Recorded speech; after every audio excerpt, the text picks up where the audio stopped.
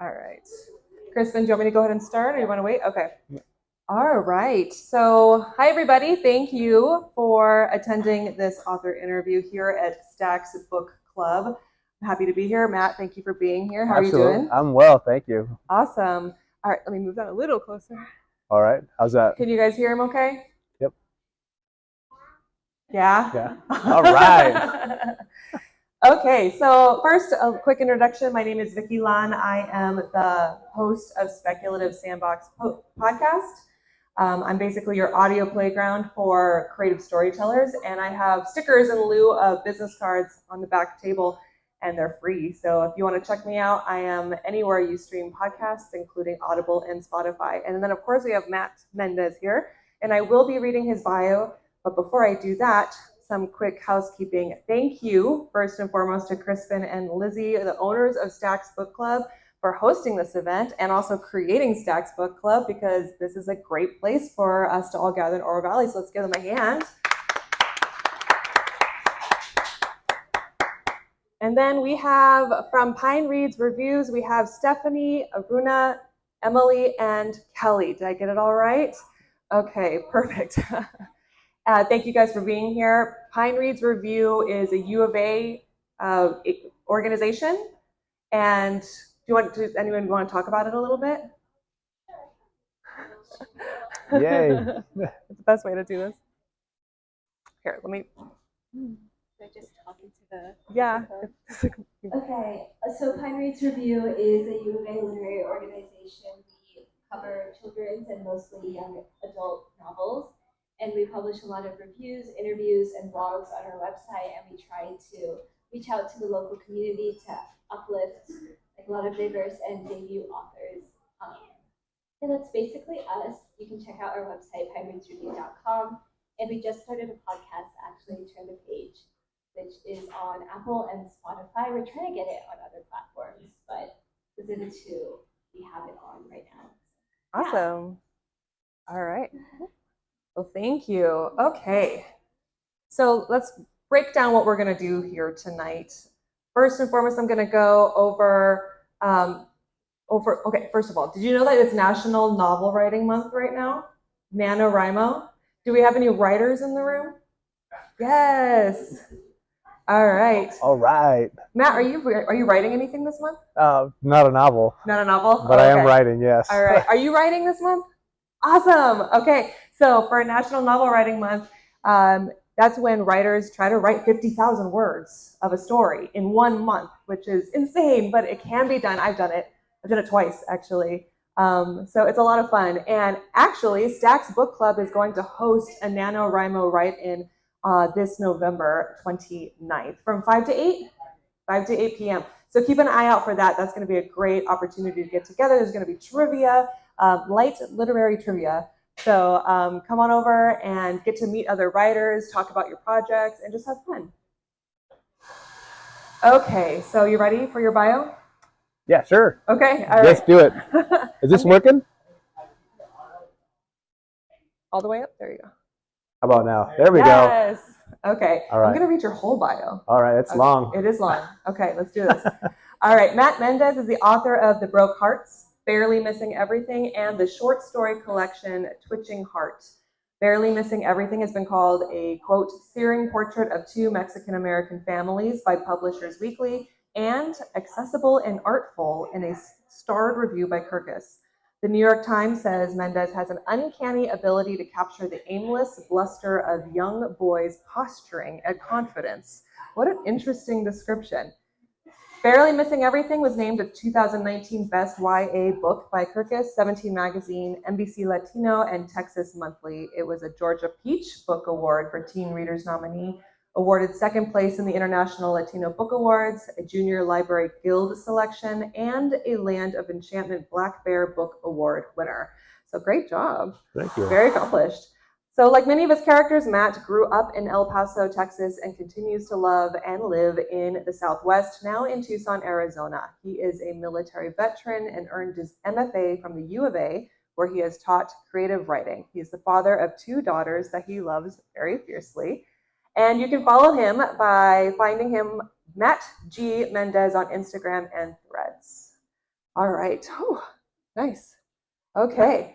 So we're going to get started on questions. After questions, we'll open up the floor for anyone to ask a question, and then we'll move for signings and opportunity to chat. Sound good? Okay.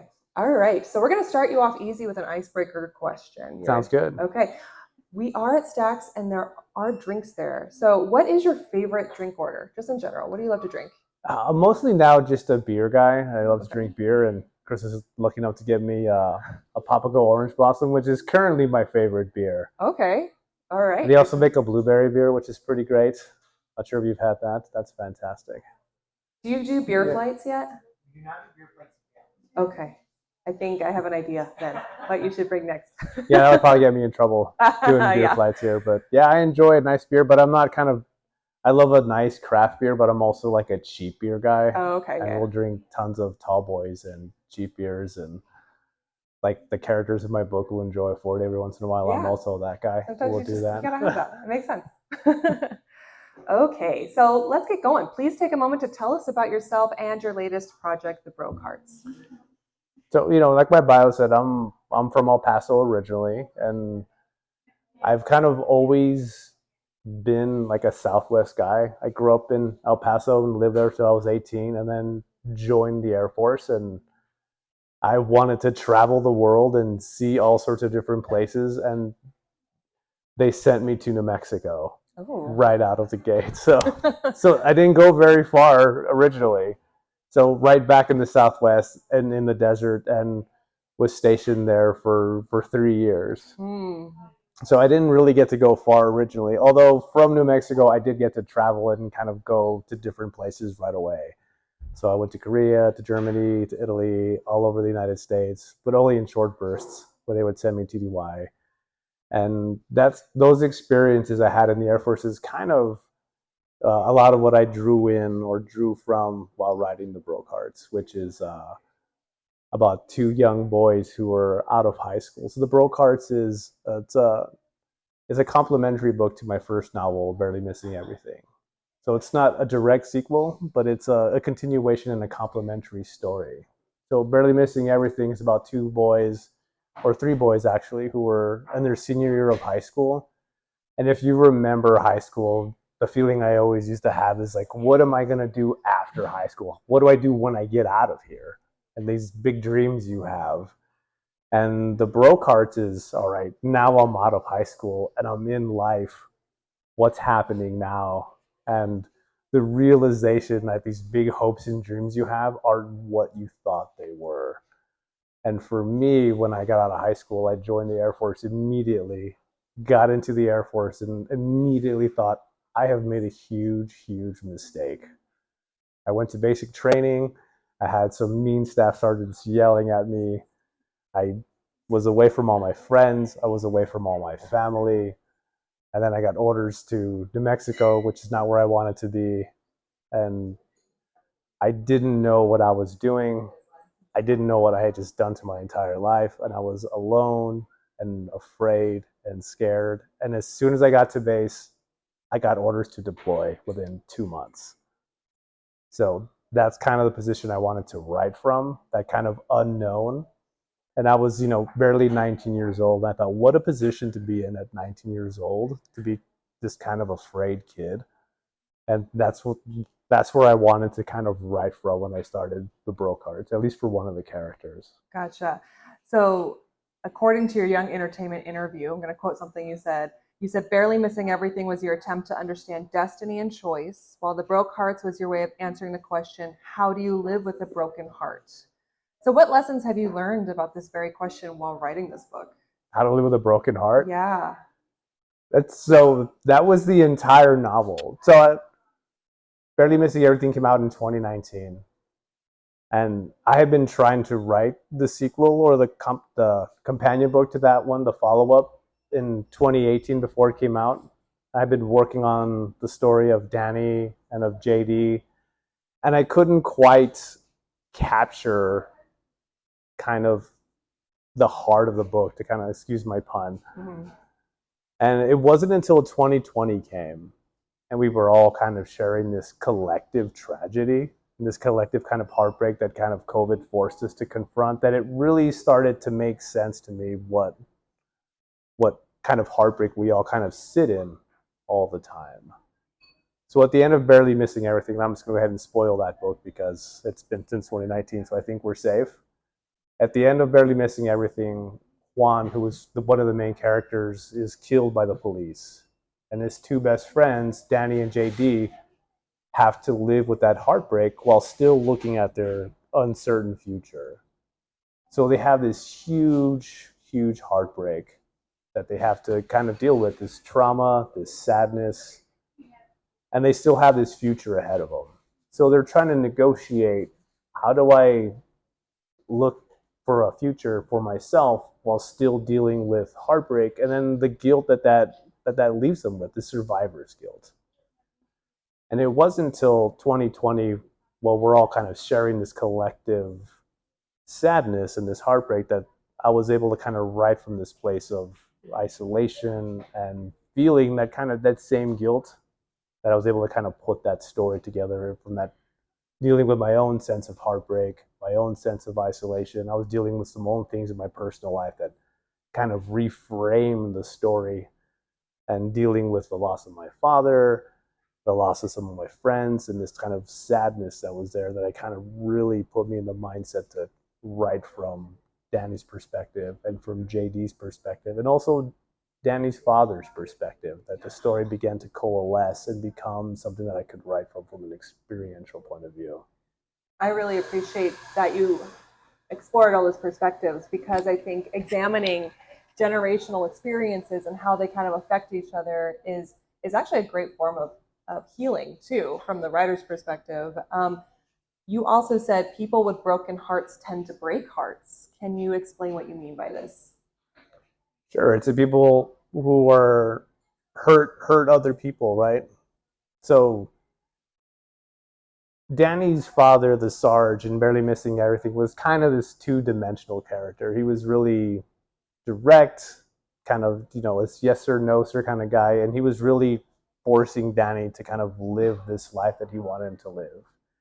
And in the early drafts of the Broke Hearts, he kind of continued to be that character. He was a retired Army sergeant, and he really wanted his son to go to school, to go to college, and to kind of live this life that he wanted for him, without ever asking Danny if that's what he wanted, if he wanted to go to college. And he did it in this really direct and domineering way. And I'm a father now, and I'm watching my kids grow up, and I started to look at myself in the mirror, and one day I turned around and kind of looked at myself, and I wondered, oh, when did my dad show up? Just kind of looking at my own face and how I've aged over the years. It was just a quick glance. I thought, oh, I'm becoming my dad.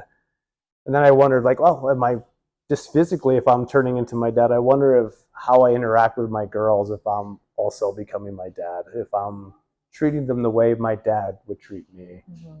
So I started thinking of the Sarge in the story and how he's treating Danny. How did the Sarge become the Sarge? How did he become this strict guy? How did he become this guy who thinks he's helping his son, but isn't really listening, who's directing his son, who's trying to force his dream on him? Where does that come from? How did he become this person who doesn't listen necessarily, but who thinks he's helping, who thinks he's loving his son as best he can? How did he become this person? So then I started writing the Sarge's stories. And lo and behold, the Sarge himself has a dad. And his dad is kind of the same way. So it just becomes this cycle where fathers and sons treat each other this certain way. And then JD also has a dad. So the Broke Hearts becomes this father-son story, where I was really interested in how fathers and sons act with each other, and how fathers tend to break their sons' hearts early on in order to prepare them for the world. And that's what I really was exploring in the book. So when we look at the target audience for this book, it's YA, so teenage boys. Do you think it is easy for boys to kind of get that perspective on their fathers, and how can books like these help them with that? Or is it something that we can only do later in life when we have the ability to reflect and have the experiences as parents to say, oh, that may be what my own parents were thinking. How can we help children also understand those different perspectives? I'm certainly hoping a book like this helps them. It took me writing this book to kind of help me look at my dad and kind of understand our own relationship. So writing a book like this really helps me understand how I think about the world. For me, I'm always asking myself questions, and when I write, I'm trying to figure out what I think about certain things and how I think about the world themselves. I don't consider myself to be too smart a person. So when I sit down to write, I'm answering questions for myself. And the characters kind of help me explore the world and help me make sense of what I'm trying to think about, something really complicated. So, what does it mean to have a broken heart? How does it mean to function when you don't feel like, you're loved or lovable, which is what I think those boys feel in the book. They feel unloved and they don't feel like they're lovable people. And how does Danny become that? How does JD feel that way? At the end of Barely Missing Everything, his best friend, who was somebody he loved, is gone. And he looks at the rest of his family and thinks, I don't have a home here anymore. So he leaves. And he joins the Air Force, and his goal is to make movies and to make art. And then that becomes something that seems unattainable to him, and he just feels lost and homeless. So how does JD end up there? Danny, his family has put all this pressure on him to go to school and to become this success, and he doesn't even know what that means. And it's coming from a person who he can't connect with his dad, and he feels if he doesn't do this, that he'll be unlovable. And when he goes to school, he's not successful, and he feels, again, if I can't do this, will my dad love me? And he's been heartbroken because he feels like he's unsuccessful and failing. So to me, like, how do these boys get here? And it's from the relationship with their fathers, and then their fathers are also have had that done to them, where they've also had their hearts broken. So I'm like, how did we get here? So I just want to explore those relationships, and that required me to kind of explore my own relationship with my father, which was hard. It required me to do a lot of thinking, a lot of writing, a lot of drafting, and to kind of figure out how these relationships work, how friendship works. Danny and JD's friendship is a tenuous friendship, and it's a lot of me just kind of sitting down and ruminating and reading and thinking and answering these kind of questions for myself. So I'm hoping a book like this, there's not necessarily answers in there, but there's a lot of like emotion in those books. I'm hoping kids can identify with that. In addition to intergenerational relationships, as you were mentioning, there's a lot of male friendships. Can you talk a little bit about some of the challenges males may face today where they could really benefit from the support structure of male friendships? I think male friendship is a super complicated thing. I mean, I know there's a lot of like pressure that society puts on males to, I guess it's ill-defined, I guess, what male friendships are. There's a lack of closeness or like the ability to open up to each other. And I think JD and Danny have this friendship where they feel like they have to talk a lot of like crap to each other in order to connect. And then there's a lot of judgment on that, on them going back and forth and giving each other a lot of hell, and whether or not that is how they're close, and whether or not that means they're close. And they go back and forth with themselves and whether or not they're friends still, because them giving each other a lot of grief, they're unsure whether that is enough for them to be friends. And they put a lot of judgment on themselves for how they connect with each other and the frequency in which they connect with each other. And they're uncertain about their level of friendship, which is they don't have a lot of confidence in their friendship. And I think guys are doing that with themselves now. I think there's a level of expectation where people want to be close, and there's a lot of disconnect of what it means to be close with guys now. Guys are now asking themselves, what does it mean to be friends with each other? And I know me and my friends, we can joke around with each other and give each other a lot of grief, and then still consider ourselves to be great friends without really opening up to each other. And I think over time we can lack a certain closeness, and I think this book can show that you can have a little bit of intimacy and share a little bit of a more of a bond by, you know, I don't want to say trauma bonding, but that's what Janny and JD do. They have this bond, and there's these moments where they connect on serious issues and finally kind of break past that kind of boyish back and forth and reveal their true selves to each other. Okay. Before I move on, Crispin, how are we doing on time? Doing good? Okay. Moving from themes to a little bit more of the technique. Curious to get your thoughts as a writer's perspective now. So El Paso, Texas is where you grew up, and you now live in Tucson. Both locations appear in this book. When shaping the environment for the purpose of your story, how do you know what to take from real life and what can be embellished or reinterpreted through a creative lens? Oh, that's a pretty good question. I try to take from real life the things that have kind of informed my attitudes and then kind of embellish a lot. Okay. So like experiences that have kind of like shaped my attitudes is what I want to put in there. But like facts, I try to make up wholesale. Because, you know, I don't want, usually I have friends that'll be like, they'll look at characters, they'll read the characters, and be like, well, that's obviously me, right? And have this happen all the time. Anybody who's a writer who reads a book will have friends come and ask them, is this me in the story? Is that me in the story? And they will automatically identify themselves as the main character, which happens quite frequently. So usually that's not the case. I usually tell everybody that every character in their story is just me. I'm all the characters. At least some version of me is them, which is kind of true. But usually there's some experience in there that's happened to me that's kind of emotionally true that's happened. And then most of the facts are fabricated. Okay. One of my favorite examples of reading a book that takes place in Tucson is called The Lying Game. And in one of the scenes, the characters get stuck on the train tracks at Orange Grove.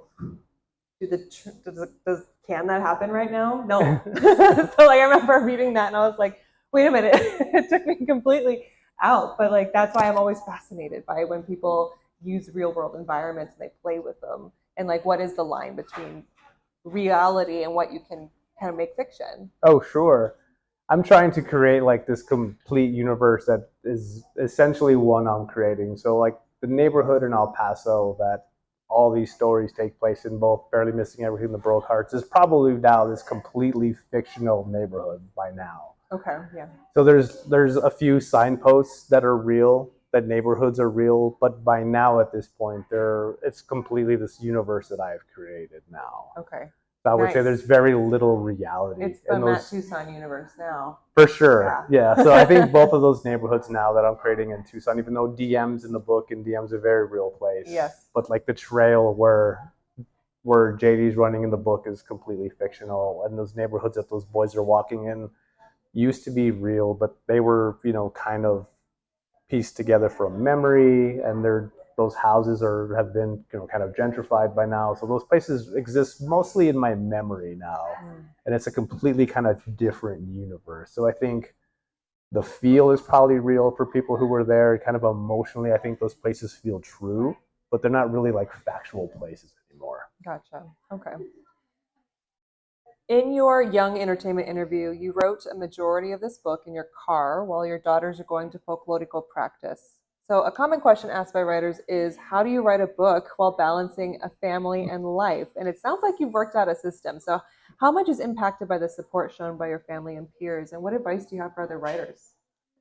Oh, for other writers, just don't be precious on where you write or how you write. I think a lot of writers, especially really young writers, feel like they have to be inspired to write or to feel motivated to write.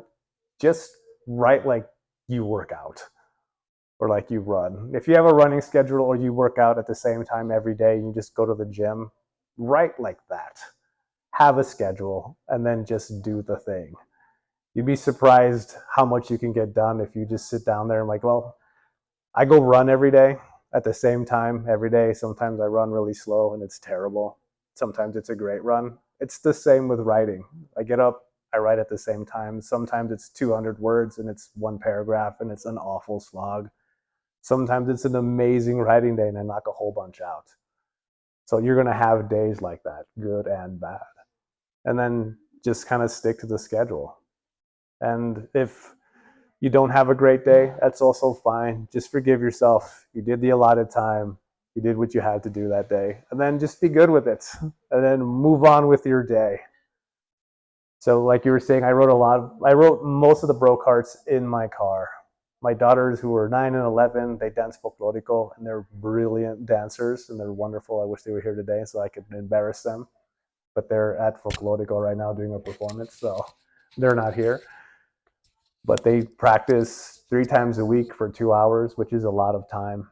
So either I could hang out with the other dance moms and just, chit chat all day, or I could work. So I decided to buy a little tray that hooks up to my steering wheel and I could work. So that's, 6 hours, if my math is right, in my car with coffee, writing a book. So it was a lot of time that I could write. So it didn't take away any time from my personal life. I just wrote in my car like a weirdo in South Tucson. I'm going to take your advice. My daughter goes to swim class once a week, so I'm going to start sitting amongst the parents watching their kids read the one typing. Yeah, I actually would have. I tried doing that with them in the room. They're like, "What are you doing?" I'm like, "I'm going to leave now," and then I would go in my car and write, so I would be alone. Yeah. Has anyone else experienced this when you're reading or writing and people are just drawn to you? They want to know what's going on, and you're like, "I'm busy." Yep. All right. I have one final question. You use different storytelling perspectives throughout the book. Third person, first person, screenwriting. Did I get all of the perspectives? I use a little second person too. Oh, these you did, yeah. Can you explain how you wove these different styles together to tell a cohesive story? And from a writing craft perspective, what fundamental rules did you apply or kind of keep in your head to make sure the story made sense the whole time? I just love kind of being wild when I write stuff and being able to try different things. And luckily, I have an editor who lets me kind of explore different things and kind of try different things when I'm writing. And Barely Missing Everything, I write from the perspective of a math test, which was pretty fun. So for me, stories and writing should be a place to play and to try different things. When I was writing the Broke Hearts, like I talked a little bit earlier about wanting to write the Sarge, who's Danny's dad. I wanted to write his story.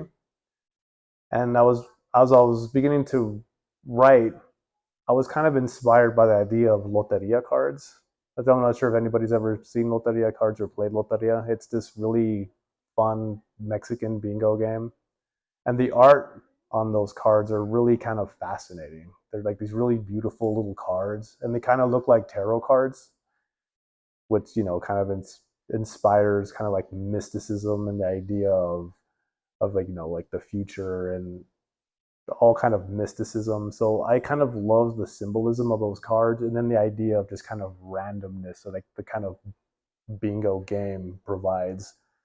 So I wanted to kind of capture those two ideas together and write these flash fiction pieces for the Sarge, where I was just taking snapshots of the Sarge's life and have them be both symbolic and then kind of random pieces from his life that kind of showed how the Sarge became the Sarge, and write these flashbacks showing his childhood growing up. And they had to be really, really short, and they had to be in second person or in third person, be really, really short pieces. And it allowed me to write, these kind of really kind of lyrical pieces, with I thought they're probably my favorite pieces of the book. And I was able to do that and kind of keep those in my head while writing these alternating point of views, of where you get to see Danny's story, you get to see JD's story, then these little pieces of the Sarge growing up, all kind of interspersed together. And to me, the stories kind of paint this overall view of, fathers and sons, and kind of boyhood and friendship, and then manhood all together in this kind of one story that's not really too didactic where it's not telling you what it's like to grow up and become a man and be a father and a son, but kind of gives you this pulled back view of these are what these boys' lives are like, and this is how young people grow up to become men and then fathers. Okay. Well, Crispin, did you want to share your tattoo? Yeah, Vicky and I were talking earlier. They actually have a look at the card tattoo. Oh, right on. It's like an artistic interpretation. It's Paloda. We got it tattooed after Liz and I got married. Because I grew up playing loteria as well. Yeah. And love the idea of kind of putting that cultural piece on me. So we had our artists create a brand new loteria card for our wedding. Oh, that's awesome. Yeah. Very cool. Okay, so for the next segment, did you want to read a portion of your book? Do you guys want to hear a portion of the book, or do we want to go straight into open Q&A? Read? Okay. Read. Okay. All right, well, I'll read one of those Loteria chapters and that starts the book.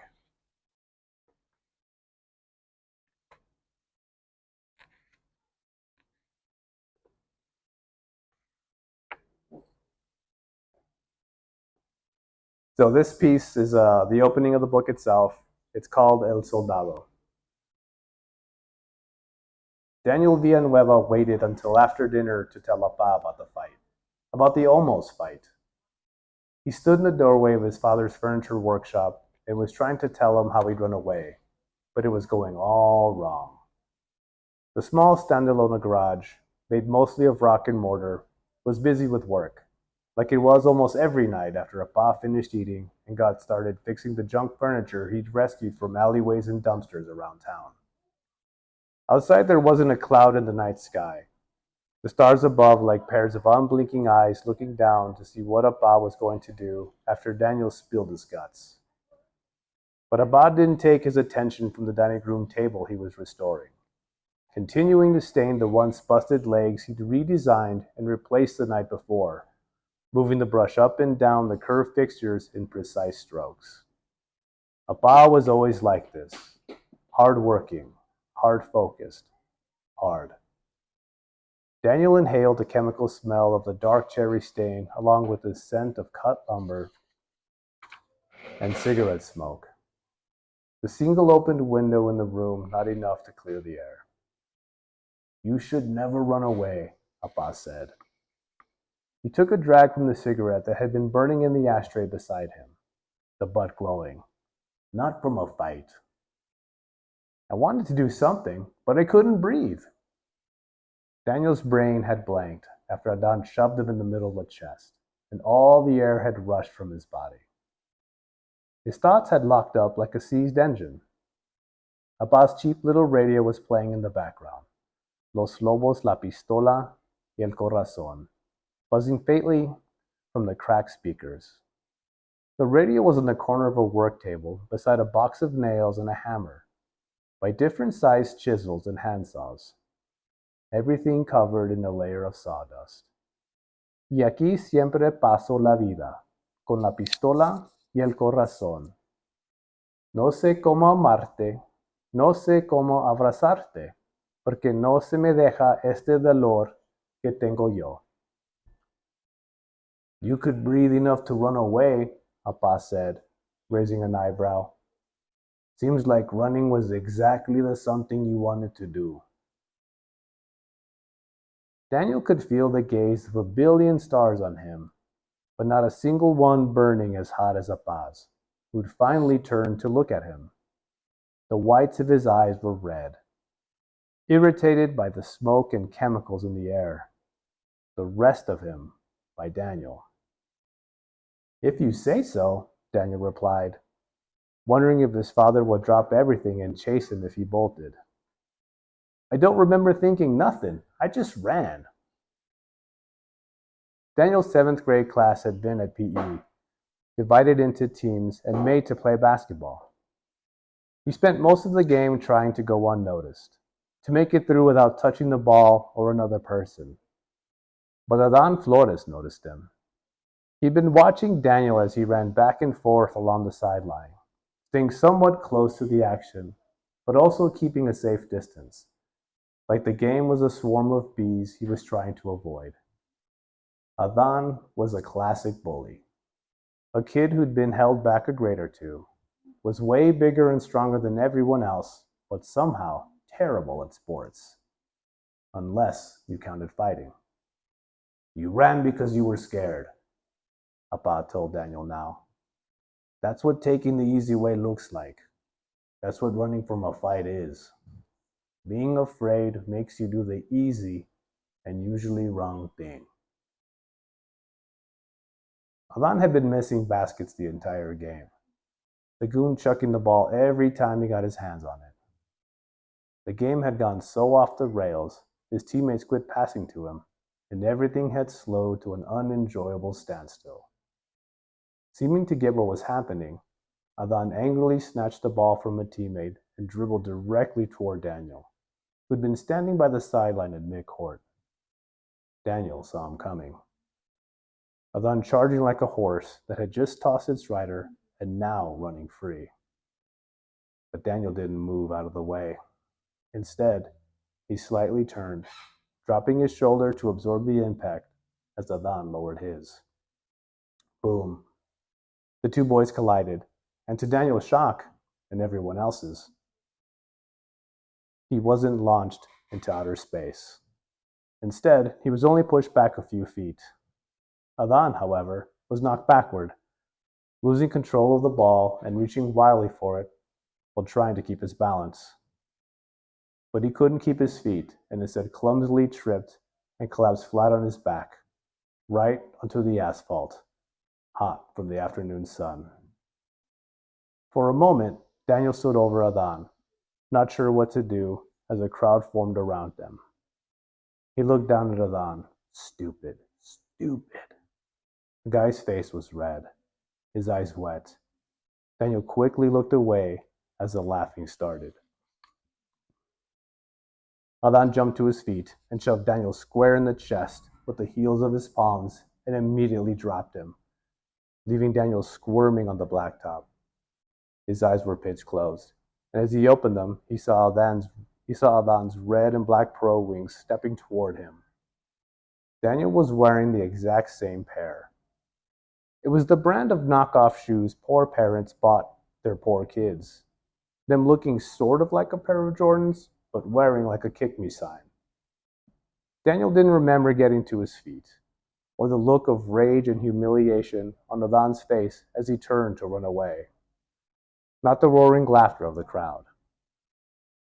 Daniel didn't even realize he was running until he zipped past Senora Ramirez's, kicking up the perfectly manicured gravel of her front yard.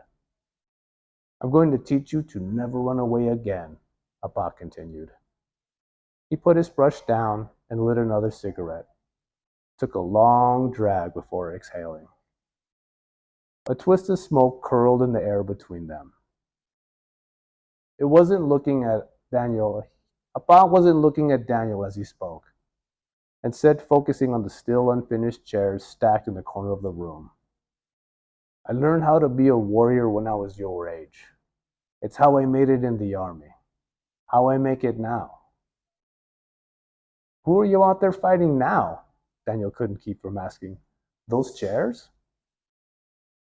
Being a warrior is about doing the hard thing every time, Appa said, blowing a cloud of smoke and shaking his head. It's not always about actual fighting. He mashed his cigarette into the crowded ashtray and looked hard at Daniel. Sweat soaked through the bandana he wore to keep sweat from rolling into his eyes. His hands were dry and cracked. His face was spots cooked in from the sun. Okay, Appa, Daniel said, relief coating his body like a film. That's good to hear. I mean, don't get confused, Appa said, because sometimes it is, and tomorrow you're fighting that boy. The room turned as silent as a graveyard, minus Appa's tiny radio. No sé cómo decirte, no sé cómo explicarte, que aquí no hay remedio. Daniel wondered how he was going to learn to fight in one night, to become a warrior. Appa had been in the army, but he never talked about it. He never talked about anything. How could he teach him to fight? How could you teach him anything?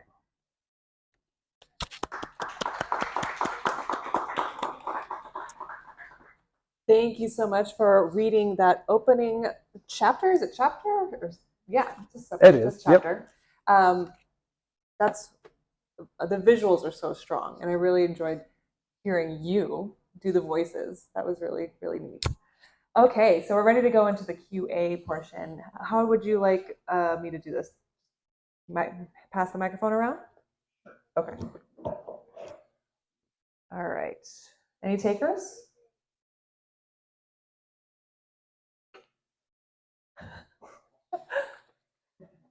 No?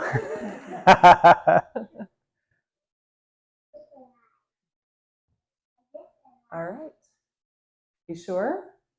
This is it. This is the moment you've been waiting for. Okay. All right. So I think the next step is we're going to have Matt over at the table over here. He'll be signing copies, and you'll be able to talk to him more one-on-one. It won't be on the spot like this. So Right on. yeah, go ahead and thank you so much. It was a pleasure to interview you and get to know you. So Yes. yeah. Thank you, Vicki. Yeah. Thank you, everyone.